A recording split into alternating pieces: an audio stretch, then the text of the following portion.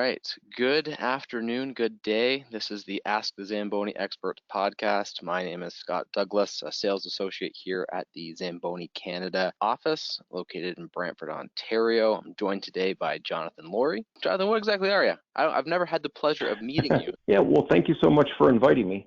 So I am a Zamboni repairman per se. The company I own, Resurfix Incorporated, is owned by myself and my business partner, Mike Sabo. And initially, the Zamboni Company had an East Coast dealer. At that point, it was called J&C Zamboni. And I believe they started in 1979. And it turns out that the owner of that company, Jim Nafis, and I lived in the same town. So I asked him for a job one day. He hired me, and that's how I became a Zamboni mechanic. So that's what I do. That's funny. I remember I've had a couple friends ask me, like, how did you get involved with selling Zambonis? And in Ontario, it's kind of you hear the name Zamboni and everyone jumps on it. And so small little stories that I actually grew up in the same town as one of Frank's sons. So that's kind of how I got the in as well. So for me, I was a Volkswagen nut. I drove a Volkswagen when I got my driver's license. Because I didn't have a bunch of money, I learned how to do all the repairs on it myself. And that's what led me to ask Jim Nafis for a job one day, because I knew that the Zamboni machines early on had Volkswagen industrial engines, air-cooled, just like what was in a Volkswagen Beetle. And if you don't mind me just rambling on, Jim Nafis had a space in a gas station in our hometown.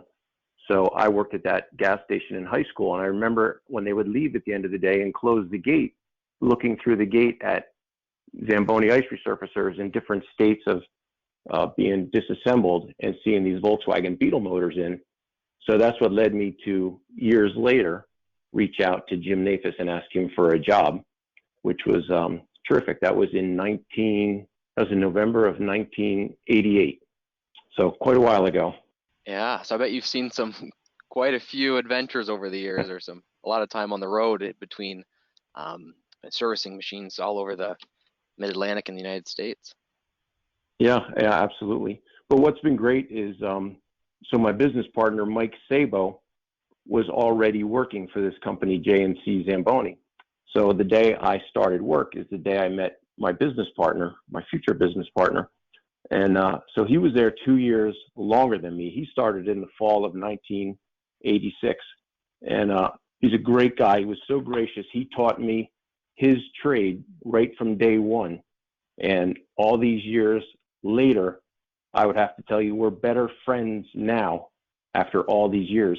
But since he's been working on Zamboni machines 2 years longer than me, since 1986, technically, I'm still the new guy. So... Yep, so that's been a real blessing. 30 years of experience with the machines. I know I've started with the company coming out just over 3 years now, and in those 3 years, I've seen quite a few changes. What have you seen in 30 years? I can't even begin to imagine the change from the air-cooled Volkswagen to the Kubota now to the electric. So you could maybe just kind of highlight maybe a couple points that you really stand out. So, of course, the biggest, the Zamboni ice resurfacer really functions the same way with the conditioner and the augers and the board brush. All that stuff hasn't really changed over the years. I mean, it's been fine-tuned and tweaked, but the way it was designed to work really hasn't changed that much. And why change it? Because it works perfectly. The biggest change that I've seen, of course, is in indoor air quality. We were running, model HDBs. We had some model Ks and all these different machines. And we were running fuel-powered machines indoors. And then there was a period of time where we changed all the gasoline machines over to run on propane. And so that's the biggest change I've seen in my years that Zamboni has really improved on, is the indoor air quality. And still, that's really the heartbeat of our business to this day, with people that are still using fuel machines. They run so well and so clean. So a lot of monitoring of indoor air quality between what the rink has set up in their facility and then what we do when we come out and we test the machines and provide a printed computer report to the customer. That's the biggest change that I've seen for the better. And as far as maintenance goes, so when we got into this business, I kind of tease and say, keeping a Zamboni running when I got in the business was kind of like keeping your lawnmower running. And now, if a customer calls and they have, a failure with their electric machine or something like that, the days of showing up and putting a set of points and a condenser in the distributor are kind of long gone. Now it's like trying to fix, your computer or your flat screen TV. It's a lot more technical than it used to be. So that's a huge change as far as maintenance goes as well. Absolutely. That kind of leads me into my question. With the recent times we're in now, a lot of people had to shut their facilities down in such a short notice. Is there much difference between putting a fuel-powered machine versus an electric machine to bed for, let's say, the summer shutdown season, or they take their ice out at the end of March and they're starting back up in Labor Day in September? Any major differences between the electric and fuel? Well, as far as the moving and mechanical parts of the machine, the maintenance that has to be done between a fuel and electric machine, of course, will be the same. I'm talking about the greasing of the machine, the conveyors, how you store it, the tire pressure, all those things are going to remain the same, of course. Propane machine, there's really not much you have to do fuel-wise on that. I mean, I would take the bottles off the machine. I would likely run the machine out of propane for storage. A gasoline machine, I would do one of two things. I would either drain the fuel system completely, the gas tank and the carburetor. Today's fuels don't hold up very well for a long period of storage. You may find that it's harder to start or doesn't run very well if the gas is left in the carburetor for a long period of time. Or leave the fuel in it and put like a fuel system stabilizer in there, or like a high grade of gas if you're going to leave gas in the machine. So that's what I would do as a difference between propane and gasoline. But as far as an electric machine, in preparation to speaking with you today, I called my local battery guy that we use all the time just to get it from the proverbial horse's mouth. He's the battery expert, and whenever I have any question about battery, I'll reach out to the expert. So I explained to him that our rinks are going to be closed for 6 weeks, 8 weeks. We don't really know yet. And he said his suggestion to the customer would be, when they're going to walk away from the machine, to make sure that it's fully charged at that point. Don't jump off a machine that has a 50% charge and leave it that way. He said, charge the machine completely.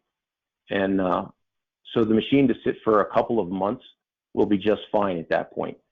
I'm a big advocate of battery maintenance. So the customer should never go a long period of time without, checking the overall voltage and the individual cell voltage, checking the specific gravity in all the cells.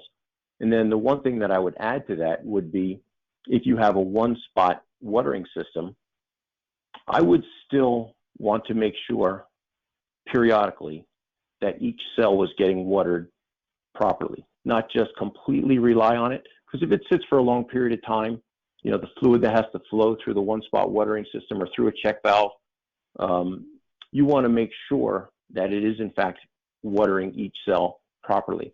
So that's just one other thing that I would look into after my machine has sat for a bit of time. That's fantastic. And then kind of speaking on the preventative maintenance, and if the machine's sitting, I'm sure a lot of facilities have taken their ice out for a facility not seeing any skaters for up to 6 to 8 weeks. If there's ice paint on that machine, what would you suggest they do with that? Yeah, so normally the last cut of the season leaves a lot of ice paint on the machine. When it's dry, it's hard to get it off the machine, so I would strongly suggest, just like you were washing your car, automotive soap, washing the machine, rinsing all of that off, taking out the, some people might vacuum it up with their wash water system. I would certainly rinse out my wash water tank. I would take the wash water return screen out, wash that all off. maybe take the cover off of my wash water pump, clean that all out, and just make sure I'm not leaving a bunch of chalky ice paint on, because when it dries, it can be hard to get off, and it's a little tough on the finish of the machine once it dries on the painted surface as well.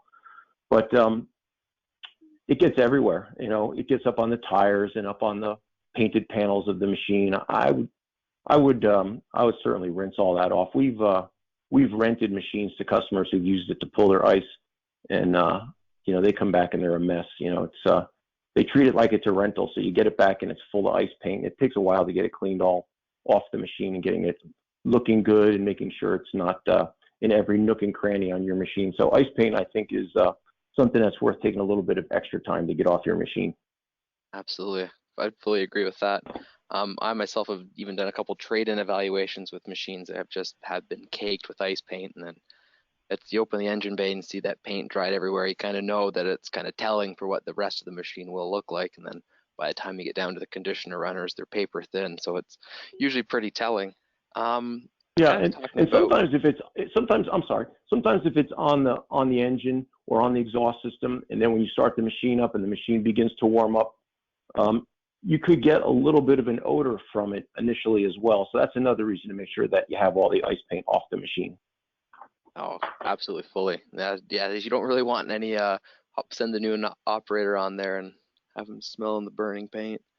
Kind of talking about what can be avoided with proper preventative maintenance. Is there anything from your experience servicing the machines that, give or take, every September someone calls you and says, Jonathan, my conditioner's making this noise, or my impellers are burning like this? Is there anything that's kind of you wish you could just kind of set the record straight on? Just make sure you do this for when you start up in September again. You'll save yourself a little bit of money on a consumable or a spare part. So probably from the day that the Zamboni machine was invented, the most important thing is to grease the machine. It's in such a wet atmosphere that the best thing you can do is make sure that you pump grease into all the Zerk fittings on the whole machine, not necessarily because the grease has gone bad, but it's exposed to water. So the best thing to do is grease the machine. And then the second thing is to make sure you wipe that extra grease off. If you grease a universal joint in a drive shaft and then you go drive the machine, the spinning motion will throw the grease off and it could land on the ice surface. And the same thing for the conveyors. It just takes an extra moment to wipe the extra grease off. So that's really important. So there's nothing more important than greasing the whole machine. And the one thing that I would point out is a lot of customers don't necessarily know where all the grease fittings are. There's, probably 40 of them or 50 of them on the machine. So I always suggest that the information in the Zamboni manual, also the information as far as installing the blade, leveling the blade, oftentimes that really valuable information is in the 3-ring binder, or it's in the new manuals, the way they send them out with the machine. I always say that information in a desk drawer or on a shelf in the rink manager's office is doing no good. I'm a big fan of suggesting that that information is photocopied, maybe mounted on the wall of the Zamboni storage room with maybe a piece of plexiglass over it. Because oftentimes a guy's not going to make the effort to go all the way up to the office, get that maintenance information.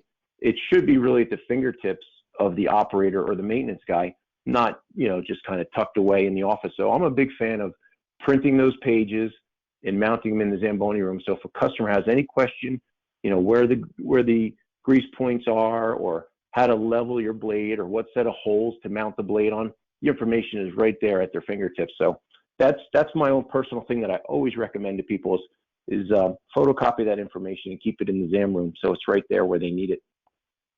That's fantastic. And I know now our manuals ship with machines on a USB stick, and as well the manuals are available for download and access 24/7 through our Zamboni.com website. All a customer would have to do is enter their machine serial number, create a quick little account, and they'll have access to the blade setup like you were recommending, all of the circle check forms, the greasing list, and just kind of the seasonal maintenance. So I know when you kind of go into a resurfacer room, you see this little dusty blue 3-ring binder in the corner, and you wonder, that is, or even sometimes I've taken a couple parts calls and like, do you know where your manual, or if they ask for a part number, or if they ask me what the part number is, I'm like, well, have you not looked it up in their manual? And they go, I have no idea where my manual is. So Right. now that it being available online, it should make things a lot easier, and um, just have the operators in the know will definitely save them a lot of money when it comes to consumables and time trying to sort some of these issues out. Yeah. So the other thing I recommend when people are going to store their machine for a period of time is I always suggest that they open the dump tank so that the inside of the dump box can dry out. Also, that gives you the opportunity is, let's just say that it's the machine stored for a long period of time and the battery runs down. Instead of having to jack the dump tank up, at least you still have access into the battery. I also suggest that people are going to park their machine for a period of time is to go ahead and this is on a fuel powered machine, to go ahead and disconnect the battery or purchase a small battery tender that'll keep that battery topped off while you're away from the machine for a period of time. But I like the idea of opening the dump tank just so that air can pass through the dump tank and all over the machine so that it can dry out. I also suggest draining the ice making water tank, leaving the ball valves in the open position. If you have a drain on the bottom of your ice making water tank, drain it. Same thing with the wash water tank. Drain that thoroughly. Maybe pull the screen out as a reminder to clean the screen or just allow more air circulating through there. Maybe take the spin on top off the poly tank just so again more airflow gets around, just so the machine has an opportunity to dry out. And there's no reason to leave all that water in the machine when you're away from it for a while. And then when you come back to use the machine again, certainly close all those valves, but I would suggest flushing the machine. If you just went out and painted the ice and you have fresh ice out there, you don't want to find that something ran through your machine and landed on the ice surface, whether it's, a little bit of rust or whatever the case may be. So you're better off flushing the system before taking it out on the ice initially. I also suggest just wiping the bottom of the runners down, because if you have runners that have been sitting or they have a little bit of dirt or scale or rust or whatever may be on the runners, no sense putting those down with compression out on the ice and dragging them. So just very carefully, because of course the machine has a blade on it, I suggest wiping the runners off before you put them down on the ice as well. I also suggest if you're going to park the machine for a while, remove the blade. That way, instead of water being trapped between the bottom of the blade holding bar and the blade, it gives you another opportunity to take the blade off, because chances are you're going to start with a fresh blade at the beginning of the next season. So take the old blade off, let it dry. But what we also do when customers send their machine into our shop for our preventive maintenance program is one of the last things we do is we take a really strong knotted wire wheel on the end of a grinder, and we'll clean the bottom of that blade bar, get any rust or scale. So the rust is off of it and the blade can mount tightly against the bottom of the blade bar. And then we just dust a coat of paint on there. Some people will put some kind of a lube on there, WD-40 or something like that. But we wire wheel them so there's no rust and they're clean, and we just dust a light coat of paint on them as well. That's fantastic. I know I can't, as a service representative, I'm sure you've had phone calls and you've been quite busy. How are things going at your end? Are customers kind of reaching out to get ahead of this downtime with their machine service, or they think they'll be kind of waiting until the proverbial 2 weeks they get the green light and they'll be calling you and finding their machine's making this noise or hasn't been put to bed properly? So our company Resurfix, we've been closed for 5 weeks, and I just reached out to our employees this morning and told them that we're probably going to be closed at least another week. So we'll be 6 weeks closed. I do have customers' machines at my shop, and so we have a great working relationship with our customers. I've been in touch with them, but I'm a little bit concerned too that when this pandemic passes, what's going to be the new norm for the ice rinks? Are they going to have jam-packed public sessions? Are they going to have hockey teams in a small locker room? So I feel for my customers. I know that a lot of customers are doing maintenance at this time, but I really feel for them for what's the new norm going to be. So of course that's going to trickle down and affect all of us. But I am concerned about them. I'm concerned for the industry. I know everything's going to bounce back, but we're all going to be kind of feeling it out when we get back to business. So I have a long list of customers that are signed up for our summer maintenance program. And so at Resurfix, we pick up customers' machines, we bring them to our shop for summer maintenance, and then we return them and go pick up another customer's machine. That's what we do all summer long. So we have a lot of work lined up. Of course, we're going to be behind schedule a little bit when we get back. But, that said, it's going to be business as usual, and we're just going to feel it out for the new norm. That's all we can really do together is kind of one step at a time and figure out where we're going. And I'm sure as facilities begin to open, they'll begin to open in different waves or different phases, whether it's a different province or state. So what are you kind of telling your customers today for, let's say, they're opening in a month or 2 months? Because I know right now the feelings I've been getting from some of my customers here in Ontario is that they're probably their ice is out now, and they're aiming towards ice going back in Labor Day. So it's probably about 3-4 months that machine will be sitting. So I've just kind of mentioned to them that if you order your consumables now, get your name in the queue for your parts to come in, and then make sure that machine's ready to go. Yeah, the most important thing that they can do is, just give the machine a very good inspection. I would be a fan of, during the shutdown period, to go by and start the machine up every now and then, drive it so it's not sitting in one spot, so you're not worried about flat spotting tires. And, I know I'll answer your question in a second, but the other thing I would suggest, when the floor in the Zamboni room is dry, it's just as a perfect time to check and make sure that the machine has no leaks. Oftentimes, if there's water on the floor and there's a drop of motor oil or hydraulic oil or antifreeze or something like that, it'll land on the water and perhaps float away. But before I would move my machine initially, I would take that opportunity to grab a flashlight and look underneath the machine, because if there's a drop that comes off of the machine somewhere, you'll have that opportunity to see it on the concrete floor, which you may not normally have when the floor is wet. So that's just one thing that I instruct the customers to take a peek at as well before they jump on and drive. But I would certainly do a visual of the machine and then take inventory. And I would consider maybe getting my order in a little bit earlier, whether you order from the folks at J&C or whoever your distributor might be, or whether you order directly from the Zamboni Company. But I would, I always suggest that a customer starts with a fresh squeegee at the beginning of the year, and a fresh board brush if they're due to put one on. Certainly check the condition of your water pump impeller. See if you need a new one. Install it with a lube and a new gasket on the wash water pump. So basically, I think I end all my phone calls with customers is, you have towel, squeegee, impeller. And the other thing too is, I like the fact that Zamboni has those new disposable filters for the wash water return. So, one of the things we do for our customers when they come in for maintenance is clean those baskets, which is a little bit time consuming. But the new filter, I would probably start with a fresh filter, just like changing any other filter.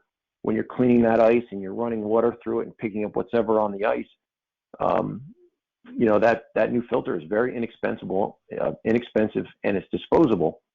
So that's something maybe not to overlook when you're buying, your parts order for the beginning of the new season. Jonathan, do you have any stories that you'd like to kind of share from 30 years in the field?